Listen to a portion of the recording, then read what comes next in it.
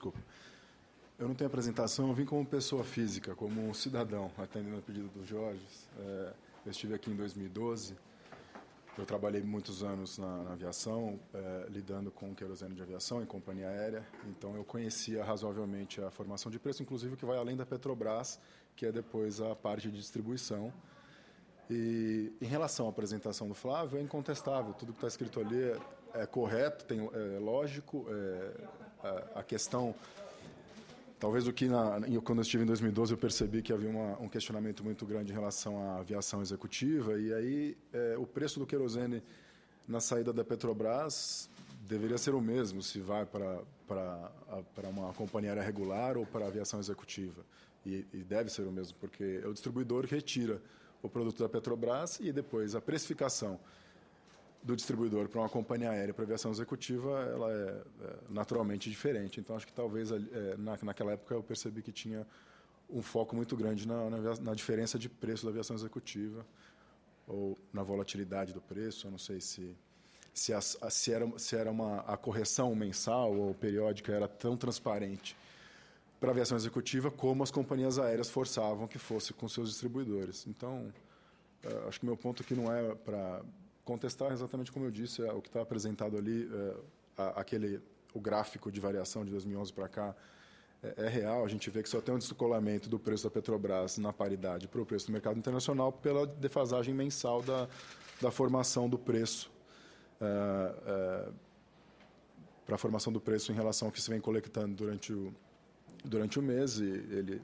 passa a valer 40 dias depois do término da coleta. Então, eu vim aqui mais para tentar auxiliar em alguma pergunta que os senhores podem ter do que para tentar dar uma aula de um assunto que eu não sei qual é o objetivo específico de cada um dos senhores aqui. Mas, da minha parte, é isso. Paulo, um assunto que foi colocado em relação à subcomissão da aviação civil, que aconteceu naquela época, foi a respeito dessa precificação, a respeito da internalização do valor desse combustível aqui dentro do cenário brasileiro.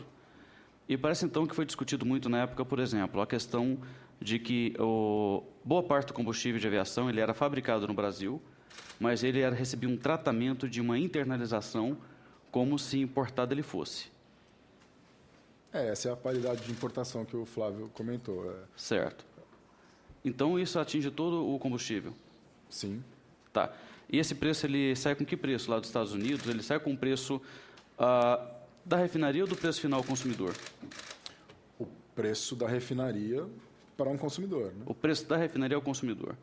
Quer dizer, então, que o produto já sairia de lá, pelo que eu entendo, ele sairia de lá, então, com o preço final ao consumidor, para, então, ser feito a internalização dentro do Brasil.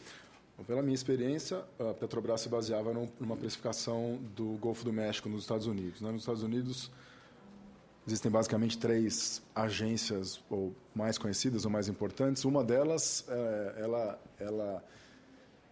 ela domina 95% do mercado de precificação. Então, quando uma companhia aérea voa para os Estados Unidos, Miami, por exemplo, e a gente vai negociar preço, é em cima de um índice de precificação de uma dessas agências, e existe uma que é a mais significativa. Então, aquele preço é um preço coletado por essas agências de pesquisa de preço, porque no caso do querosene de aviação, não existe bolsa, mercado aberto como para o petróleo. Então, não tem um preço publicado em tempo real, que, por exemplo, a Petrobras no final do dia pode olhar uma telinha, né, e dizer, olha, esse aqui é o preço do final do dia. Os preços são publicados por essas agências que pesquisam com as refinarias durante certos horários do dia. Então, aquele preço é um preço em que a refinaria praticou naquele dia e publicado nessas agências de precificação, cada uma com a sua regra, forma uma referência. Então, aquele preço, portanto, deve ser um preço em que a refinaria comprou petróleo ou, no caso de uma refinaria que tem a própria exploração, refinou e tem uma margem de lucro, e é um preço já com a margem de lucro da refinaria.